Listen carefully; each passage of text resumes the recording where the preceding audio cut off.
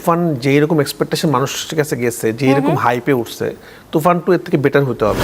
অবশেষে তুফান 2 নিয়ে মুখ খুললেন রায়হান রাফি। সম্প্রতি একটি টিভি ইন্টারভিউতে রায়হান রাফি জানান তুফান 2 এর স্ক্রিপ্টিং এর কাজ চলছে এবং তুফান 2 এর প্রোডাকশন নিয়ে কোনো রকম কোনো কম্প্রোমাইজ করতে চাচ্ছেন না প্রোডাকশন হাউস এবং রায়হান রাফি। স্ক্রিপ্ট শেষ হলে দেন আমরা প্রোডাকশনে যাব।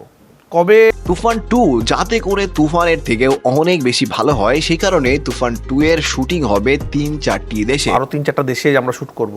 যেমনটা আমরা দেখেছিলাম তুফানের শুটিং হয়েছিল শুধুমাত্র ইন্ডিয়াতে, তুফান 2 এর বেলায় হবে একাধিক দেশে।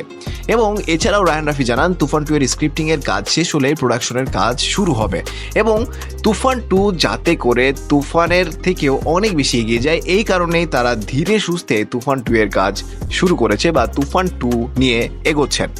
এছাড়াও তুফান 2 কবে মুক্তি পাবে সেটা নিয়ে রায়হান রাফি জানান তুফান যেহেতু কুরবানি ঈদে মুক্তি দেওয়া হয়েছে, তাই তুফান 2ও কোন একটি কুরবানি ঈদেই মুক্তি দেওয়া হবে। হতে পারে সেটা আগামী বছর 25 সালের কুরবানি ঈদ অথবা 26 সালের কুরবানি ঈদ।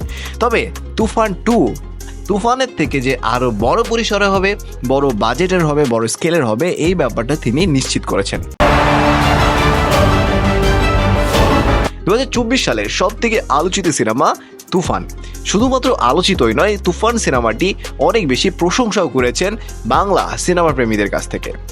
গত 19 সেপ্টেম্বর ওটিটি প্ল্যাটফর্ম চরকি এবং হইচয়ে এই সিনেমাটি নতুন করে মুক্তি দেওয়া হয়েছে এবং মাইজিপি এবং বিকাশের মাধ্যমে সাবস্ক্রিপশন নিয়ে যখন ইচ্ছা কাছের মোবাইল অথবা কম্পিউটারে ইচ্ছে মতো দেখতে পারবেন তুফান সিনেমাটি।